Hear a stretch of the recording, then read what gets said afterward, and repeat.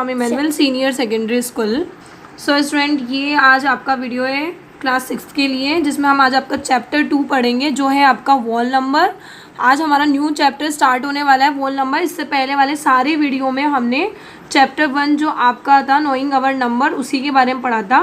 तो आपका आज जो है चैप्टर 2 का पार्ट 1 हम करेंगे, मतलब अब हमारा चैप्टर 2 का पार्ट 1 शुरू होगा। ठीक है स्टूडेंट्स, तो सबसे पहले चैप्टर पढ़ने से पहले हमें उसका इंट्रोडक्शन पढ़ना होता है, मतलब उस चैप्टर में हम क्या क्या चीज़ें पढ़ेंगे, उसमें कौन सी बेसिक चीज़ें हैं जो हमें पता होनी चाहिए उस चैप्टर को समझने के लिए, वो हम सारी चीज़ें आज पढ़ेंगे। ठीक है, जिस तरह से चैप्टर 1 को पढ़ने से पहले हमने उसका इंट्रोडक्शन पढ़ा था, उसके बेसिक पॉइंट सीखे थे, उसी तरीके से आज हम चैप्टर 2 जो आपका होल नंबर है उसको पढ़ने के लिए उसका इंट्रोडक्शन पढ़ेंगे। इट मीन्स उसके बेसिक पॉइंट सीखेंगे और हम वो चीज़ें भी याद करेंगे जो हमने लास्ट क्लास में ऑलरेडी सीख ली है और जो हमारे इस क्लास में वापस से इस चैप्टर में काम आने वाली है। सो स्टूडेंट, आपने लास्ट क्लास में वॉल नंबर और नेचुरल नंबर सीखा था, पर क्या होता था पता है, हमारे साथ में वोल नंबर और नेचुरल नंबर में हमें ये कन्फ्यूज़न हो जाता था कि यार वोल नंबर 0 से शुरू होते हैं या नेचुरल नंबर 0 से शुरू होते हैं। तो हमें कन्फ्यूज़न होता था, हम बहुत बार कन्फ्यूज़ हो जाते थे और एग्जाम में उल्टा आंसर करके आ जाते थे। करेक्ट ना, ऐसा हुआ है ना बहुत सारी बार। तो आज मैं आपको इसका एक सॉल्यूशन दूंगी जिससे आप कभी कन्फ्यूज़ नहीं होगे कि वोल नंबर कौन से होते हैं और नेचुरल नंबर कौन से होते हैं। सो स्टूडेंट देखो, वोल नंबर जो होते हैं जो 0 से शुरू होते हैं, 0 1 2 3 4 ऐसे इन्फिनिट तक वोल नंबर चलते हैं। और आपके जो नेचुरल नंबर होते हैं ना, वो आपके 1 से शुरू होते हैं। कहाँ से शुरू होते हैं? 1 से। ठीक है, तो 1 2 3 4 5 6 इस तरह से ये कंटिन्यू आगे इन्फिनिट तक चल सकते हैं, मतलब जहाँ तक भी आपको नंबर पता है ना वहाँ तक ये आप उसको लिख सकते हो। ठीक है, सो स्टूडेंट, हमें कैसे पता चलेगा कि वोल नंबर 0 से शुरू होते हैं नेचुरल से? तो मैं इसको याद रखने की आपको एक ट्रिक सिखाती हूँ। देखो, वोल नंबर जो होता है ना, इसमें ओ आ रहा है ना, और ओ 0 की शेप जैसा लगता है ना, इसलिए आपको ध्यान रखना है कि वोल नंबर किससे शुरू होते हैं? 0 से शुरू होते हैं। तो इससे हमें याद रह जाएगा और हम कंफ्यूज भी नहीं होंगे एग्जाम में कि नेचुरल नंबर कौन से हैं, वोल नंबर कौन से हैं। तो अभी हम जो आपका चैप्टर पढ़ रहे हैं वो है वोल नंबर। तो आपको याद रखना है कि जो वोल नंबर है वो कहाँ से शुरू होते हैं? 0 से शुरू होते हैं। सो ये था आपका चैप्टर का जो नेम है उसका इंट्रोडक्शन कि वोल नंबर क्या होते हैं। अब जो नेक्स्ट टॉपिक है आपका, जो आज हम पढ़ने वाले हैं, वो है आपका टॉपिक बहुत ही ज़्यादा इजी है। जो भी आप ऑलरेडी लास्ट क्लास में पढ़ चुके हो, वो आपका टॉपिक है प्रीडेसेसर। क्या है? प्रीडेसेसर और सक्सेसर। आज हम ये 2 टॉपिक पढ़ने वाले हैं। ठीक है, अच्छा मैं आपको बताऊंगी कि आपने लास्ट क्लास में कैसे पढ़ा है प्रीडेसेसर और सक्सेसर। अच्छा, आपने छोटी छोटी क्लासेस में बिफोर और आफ्टर का यूज़ सीखा था ना, कि बिफोर और आफ्टर हम कैसे पढ़ते हैं। तो प्रीडेसेसर और सक्सेसर भी वैसे ही है, बिफोर और आफ्टर की तरह है। और इनको भी याद रखने की मैं आपको ट्रिक सिखाऊंगी, जैसे मैंने वोल नंबर और नेचुरल नंबर को सिखाया है ना, वैसे ही। क्योंकि क्या होता है ना, एग्जाम में प्रीडेसेसर और सक्सेसर में भी हम कंफ्यूज हो जाते हैं कि किस में +1 था और किस में -1 था। तो अब की बार आपको वो प्रॉब्लम नहीं होगी, बिकॉज मैं आपको कुछ ऐसे ट्रिक सिखाऊंगी जिससे आपको प्रीडेसेसर और सक्सेसर में डिफरेंस पता चल जाएगा। अच्छा, हम बात करते हैं सबसे पहले प्रीडेसेसर क्या होता है। ठीक है, जैसे मान लो हमने पहले छोटी क्लासेस में पढ़ा था कि जैसे 6 है, इसके बाहर इसके आगे की तरफ ऐसे फिल इन द ब्लैंक बना हुआ होता था और यहाँ पे लिखा हुआ आता था व्हाट कम्स बिफोर, मतलब इसके पहले क्या आएगा। या फिर इस तरह का भी हम एक क्वेश्चन देखते थे, जैसे मान लो 5 है और उसके बाद में फिल इन द ब्लैंक बना हुआ है और पूछा जाता था व्हाट कम्स आफ्टर, मतलब 5 के बाद में क्या आता है।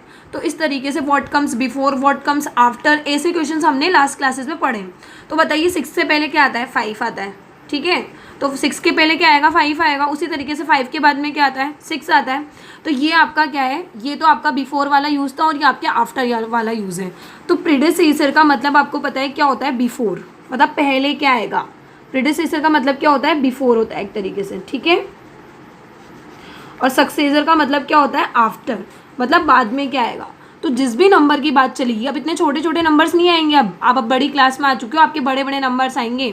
ठीक है, जैसे मान लो फॉर एग्जांपल आपके नंबर आ रहा है 9 4 8 7 5 और आपसे पूछा है कि इसका प्रीडेसेसर बताओ। तो प्रीडेसेसर बताने के लिए आप क्या करोगे? प्रीडेसेसर बताने के लिए आप क्या करोगे? -1 करोगे। प्रीडेसेसर बताने के लिए हम क्या करते हैं? -1 करते हैं। और सक्सेसर बताने के लिए हम क्या करते हैं? +1 करते हैं। तो ये तरीका आपको याद रखना है कि अगर हमें किसी भी नंबर का प्रीडेसेसर निकालना है तो हम उसमें से -1 कर देंगे, और अगर आपको उसका सक्सेसर निकालना है तो उसमें आप क्या कर दोगे? +1 कर दोगे।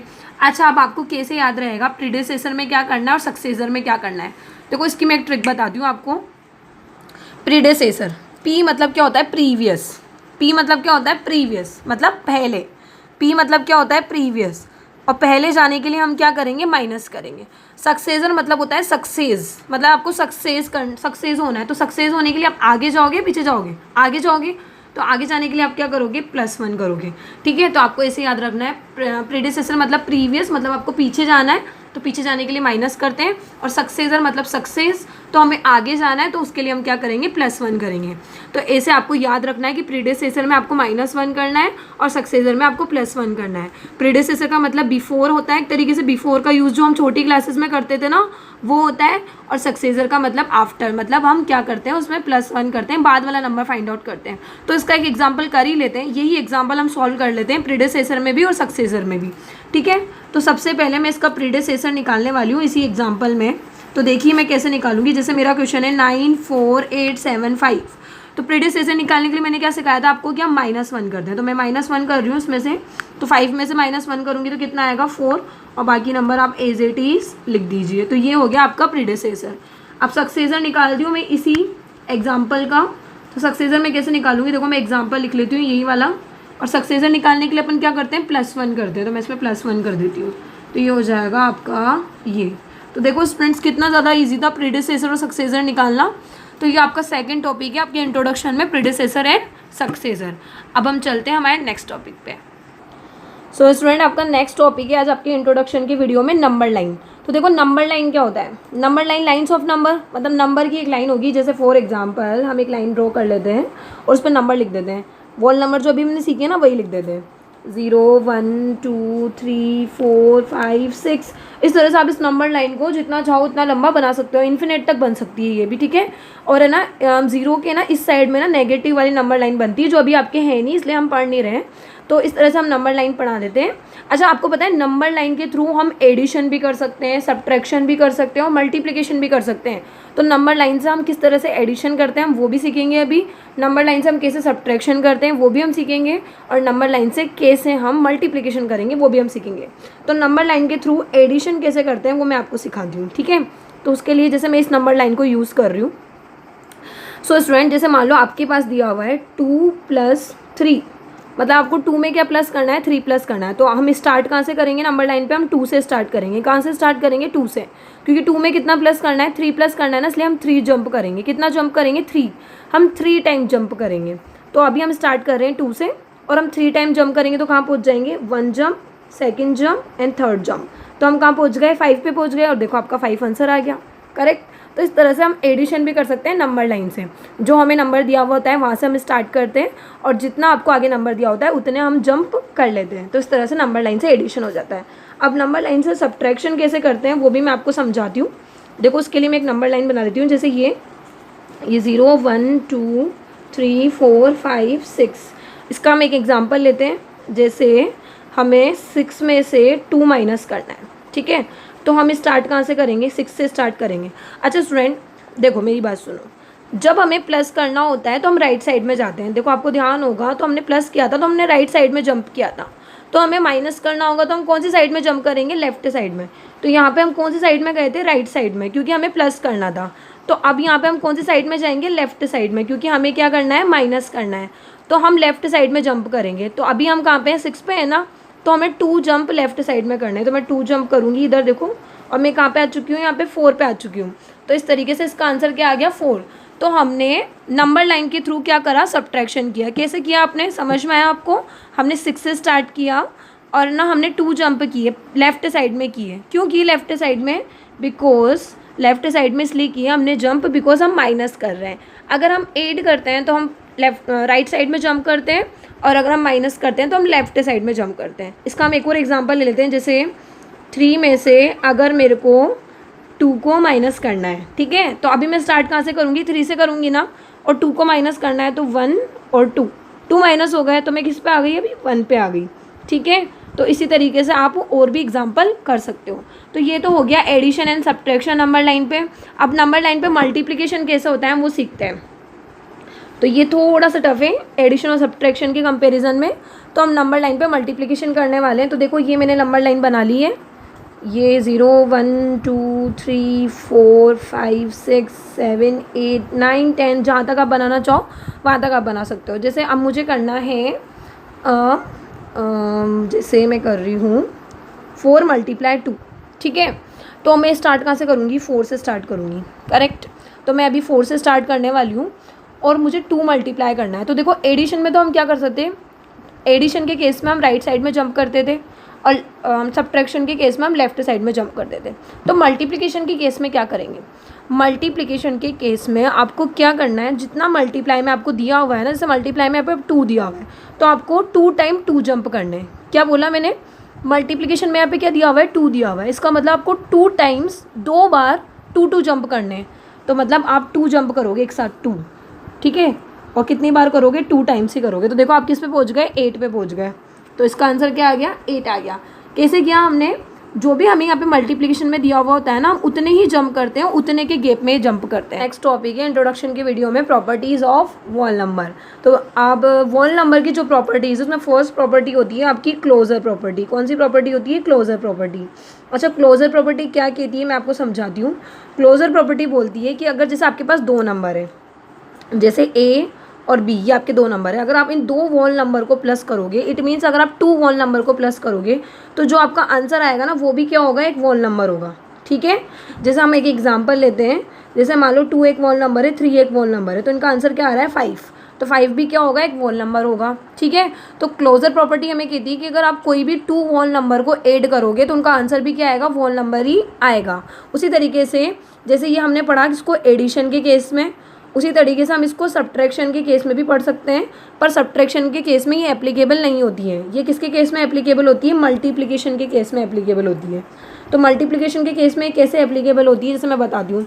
जैसे आपने 2 नंबर को मल्टीप्लाई किया तो उसका जो आंसर आएगा ना वो भी क्या होगा, एक वॉल नंबर होगा। क्या होगा, वो भी एक वॉल नंबर होगा। जैसे मान लो 2 मल्टीप्लाई आपने 3 किया तो उसका आंसर क्या आएगा, 6 आएगा। तो 6 एक क्या है, वॉल नंबर है, ठीक है। तो जो हमारी क्लोजर प्रॉपर्टी होती है ना स्टूडेंट्स, तो हमारी जो क्लोजर प्रॉपर्टी होती है वो केवल एडिशन और मल्टीप्लिकेशन के केस में ही काम करती है। वो ना सब्ट्रैक्शन के केस में वर्क नहीं करती है और डिवीज़न के केस में वर्क नहीं करती है।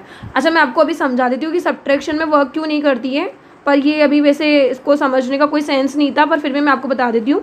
जैसे फॉर एग्जाम्पल आपने 5 में से अगर 7 को माइनस किया, 5 में से अगर आप 7 को माइनस करोगे तो -2 बचेगा। -2 एक वॉल नंबर नहीं है, ठीक है। उसी तरीके से ये एक इंटीजर हो जाएगा, ठीक है।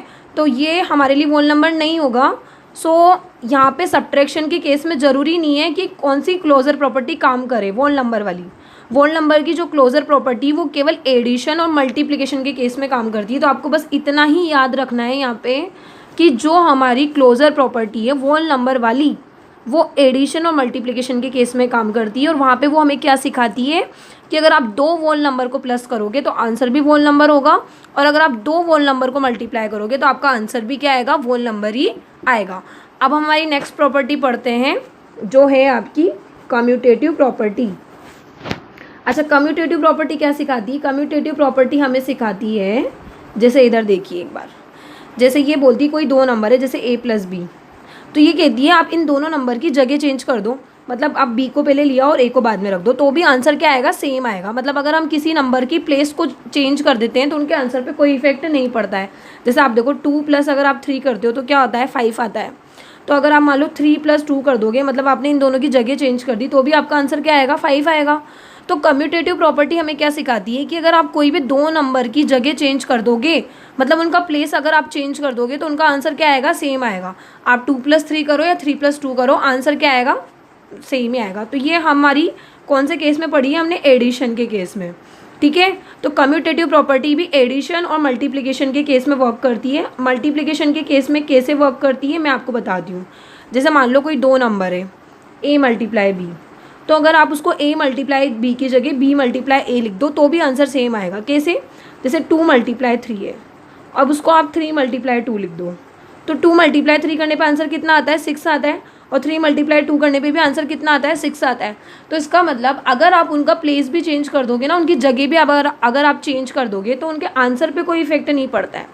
तो इस तरह से जो हमारी कम्यूटेटिव प्रॉपर्टी है वो कहाँ काम करती है, एडिशन और मल्टीप्लिकेशन के केस में। एडिशन में हमें क्या सिखाती है कि अगर आप दो नंबर्स की प्लेस भी चेंज कर दोगे तो उनका आंसर पे कोई इफेक्ट नहीं पड़ेगा। उसी तरीके से मल्टीप्लिकेशन में भी आप उनको सीधा मल्टीप्लाई करो या उल्टा मल्टीप्लाई करो, कैसे भी मल्टीप्लाई करो, आपका आंसर क्या आएगा, सेम आएगा। तो नेक्स्ट हमारी प्रॉपर्टी है अब वो है एसोसिएटिव प्रॉपर्टी। कौन सी प्रॉपर्टी है, associative property. So student associative property क्या होती है, देखो जैसे हमारे पास 3 नंबर होते हैं इसमें, जैसे हमने ले लिया a + b + c, ठीक है, आपको इनको ऐड करना है। तो ये हमें ऐड करने के तरीका सिखाती है। जैसे इसको मैं एक और बार लिख लेती हूँ यहाँ पे। तो ये हमें सिखाती है कि आप पहले a + b को ऐड कर लो, मतलब आप स्टार्टिंग के 2 नंबर को ऐड कर लो, फिर उसके बाद 3rd नंबर उसमें ऐड कर लो। या फिर आप क्या करो, आप है ना पहले वाले नंबर को छोड़ दो और बाद वाले दोनों नंबर को ऐड कर लो और उसमें फिर पहले वाले नंबर को ऐड कर लो। इसका मतलब ये हमें ये सिखाती है कि आप है ना 3 नंबर को आपको ऐड करना है, तो आप उनको कैसे भी ऐड कर सकते हो। मतलब पहले स्टार्टिंग के 2 को ऐड कर लो, फिर उसके बाद उसमें 3rd वाला ऐड कर लो, या फिर आप पहले फर्स्ट वाले को छोड़ के लास्ट के दोनों को ऐड कर लो और बाद में फर्स्ट वाले को ऐड कर लो। तो ये भी हमने एडिशन के केस में पढ़ी है ना। अब इसी तरीके से मल्टीप्लिकेशन में भी काम करती है। जैसे मान लो 3 नंबर है, a × b × c, a × b × c, तो आपने पहले a × b कर लिया, मतलब इन दोनों को मल्टीप्लाई कर लिया, और फिर उसका जो आंसर आया उसको आपने c से मल्टीप्लाई कर दिया, या फिर आपने पहले लास्ट के दोनों नंबर को मल्टीप्लाई कर दिया और उनका जो आंसर आया उसको पहले से मल्टीप्लाई कर दिया। तो इस तरीके से ये जो प्रॉपर्टी है वो भी एडिशन और मल्टीप्लिकेशन के केस में काम करती है। मैं इनका एक एग्जाम्पल भी दे देती हूँ जिससे आपको ये समझ में आ जाएगी। देखिए जैसे 2 + 3 + 5, 2 + 3 + 5, तो पहले मैं 2 + 3 को ऐड करूँगी और यहाँ पे मैं पहले 3 + 5 को ऐड करूँगी। तो 2 + 3 कितना होता है स्टूडेंट, ये होता है 2 + 3 5, बाकी बचा हुआ नंबर आप राइट कर दो। तो ये कितना हो गया इसका टोटल 10, ठीक है। इधर आप देखो पहले मैं 2 को ऐड नहीं करूँगी, 2 को मैं ऐसे ही लिख दूँगी, और पहले मैं 5 और 3 को ऐड कर रही हूँ। तो 5 और 3 कितने होते हैं, 8 होते हैं। अब 8 में 2 ऐड करेंगे तो कितना आएगा, 10। तो आप देखिए मैंने यहाँ पे स्टार्टिंग के 2 को ऐड करा था, है ना, और यहाँ पे मैंने लास्ट के 2 को ऐड करा था, फिर भी ना इनका आंसर क्या आया है, सेम आया है। इसी तरीके से हम मल्टीप्लिकेशन का भी एक एग्जांपल ले लेते हैं।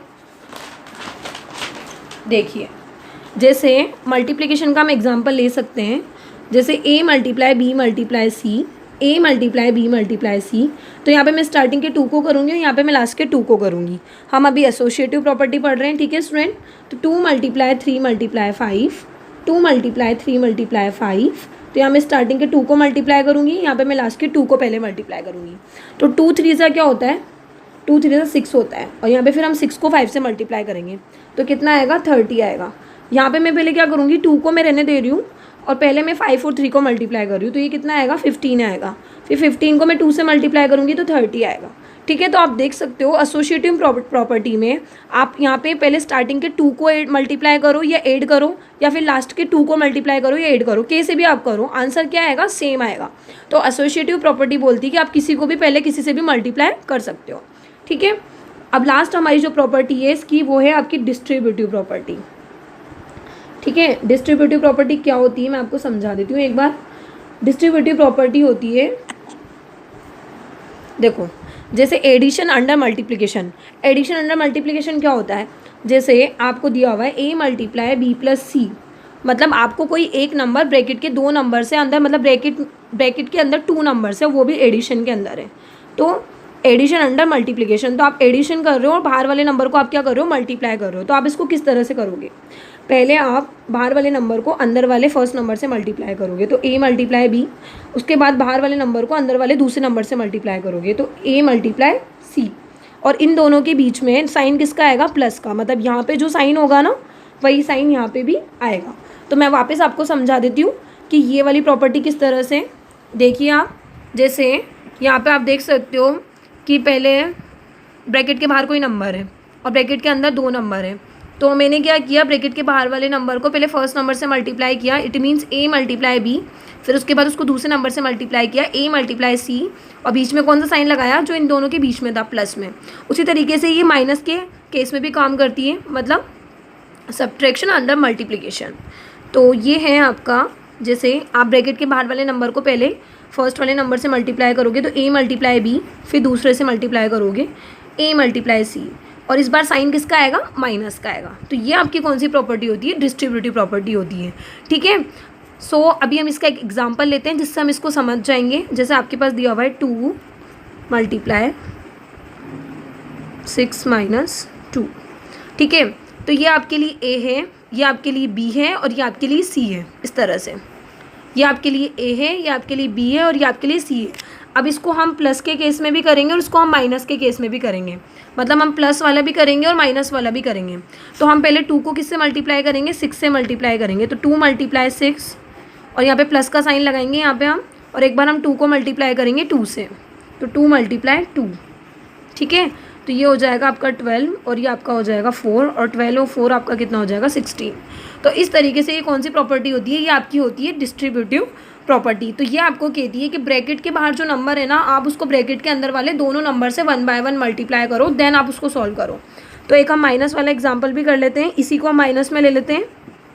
जैसे यहाँ पे 6 माइनस 2 होता, तो हम क्या करते हैं, पहले इस 2 को हम 6 से मल्टीप्लाई करते हैं और फिर इस 2 को हम 2 से मल्टीप्लाई करते हैं, और यहाँ पे किसका साइन आता, माइनस का।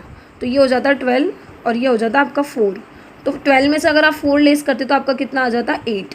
तो इस तरीके से ये आपकी कौन सी प्रॉपर्टी हुई, ये आपकी हुई डिस्ट्रीब्यूटिव प्रॉपर्टी, जिसमें हम क्या करते हैं, ब्रैकेट के बाहर कोई नंबर होता है तो उसको ब्रैकेट के अंदर वाले दोनों नंबर से 1 बाय 1 हम मल्टीप्लाई करते हैं। तो ये होता है आपके चैप्टर 2 का इंट्रोडक्शन। नेक्स्ट वीडियो में हम आपके चैप्टर 2 की एक्सरसाइज शुरू करेंगे। तो आज के इस वीडियो में स्टूडेंट्स आपके लिए इतना ही। आपको इन सब की क्या करनी है, बहुत ही अच्छे से प्रैक्टिस करनी है, इनको अच्छे से समझना है, ताकि आपके लिए एक्सरसाइज समझना क्या हो जाए, ईजी हो जाए।